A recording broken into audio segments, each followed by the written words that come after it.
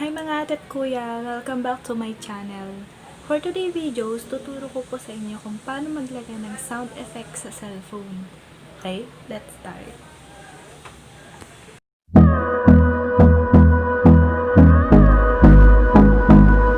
Guys, tulad po ng sinabi ko sa inyo kanina, tuturo ko po sa inyo kung paano gumawa ng sound effects sa cellphone. Guys, bago po tayo mag-umpisa, make sure po na may na-download po kayong battery sound sa cellphone nyo. Ito po. Yan. Ganyan po. Make sure po na may ganyan po kayo sa cellphone nyo na apps. Kung wala naman po, pumunta kayo sa Play Store. I-download nyo doon. Nandun naman po siya. Then guys, make sure din po na may audio cutter kayo. Ayan. Kung wala din naman pong ganyan, download nyo na lang po siya sa Play Store. Tsaka ito po guys. Yan. X recorder. Yan po. Kung wala naman po kayong ganyan, download nyo rin po ulit sa Play Store. Okay guys, mag-start na po tayo. Ang unang pupuntahan po natin guys, sa Chrome, search natin Google. Search po natin ulit translator. Yan guys, text. Enter text. Sa plug po ito, itong unang gagawin natin. Kunwari, buti na lang naisipan mo akong i-charge na. Hinayupak ka.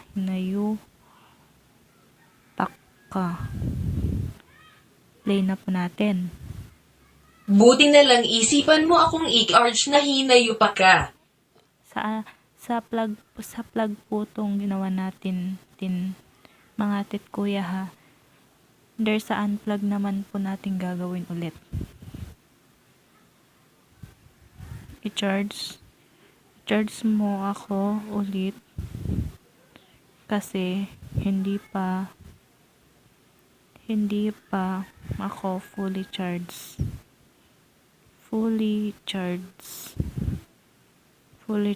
Nagmamadali ka masyado.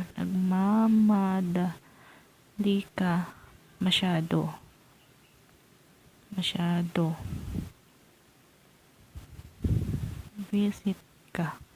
Yan. Start. I-charge mo ako ulit kasi hindi pa ako fully charged. Nagmamadali ka masyado, buwisit ka. Ayan guys. Okay. Back po tayo. Punta po tayo sa na-download po nating audio cutter. Then, dito po tayo sa video to audio. Papakita ko po sa inyo. Video to audio. Yan. Video to audio. Yan.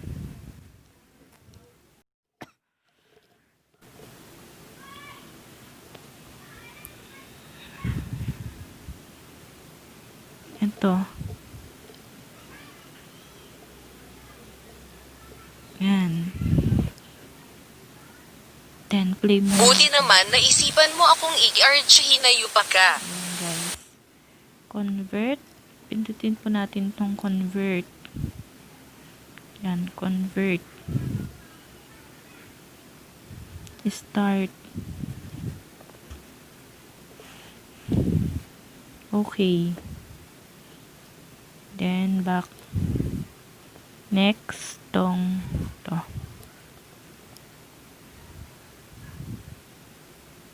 Convert ulit. Punta tayo ulit sa convert. Start. Okay.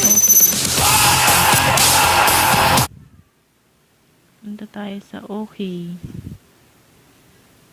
Okay guys, yan na.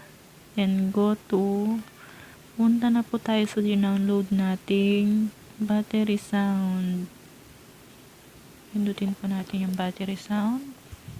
Dati guys kasi meron na po ako nan. Pero tanggalin na lang po natin ulit para may pakita ko po sa inyo. delete natin. Delete. Then, kung makikita po kayong plus dito sa taas, yan po, pindutin lang po natin to plus. Then, sa plug, tsaka media, kung nakikita nyo po yan. Then, Files Explorer. Pumunta po tayo dyan. Guys. Eto. Tapos, save po natin siya. Ayun. Yun. Save. Nandun na po siya sa plug. Yan na po yung plug. Sa plug. Then, next din po ulit po, punta tayo sa may plus. Pindutin natin yung plus sa unplug tsaka media. Kung nakikita nyo po, ayan. Next, unplug tsaka media. Dyan po. Punta tayo ulit sa File Explorer. Pindot po. Eto po. Punta tayo ulit sa Save. Save. Okay guys. Tapos, umpisan na po natin. Ganyan lang po siya kadali. Yan. Yan lang po siya kadali. Yan lang po. Charge po natin. Kung tatalab. May effective po yung ginawa natin. Charge po natin ha guys.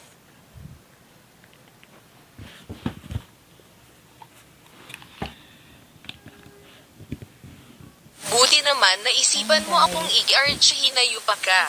Yung plug po yan. Tsaka unplug po to.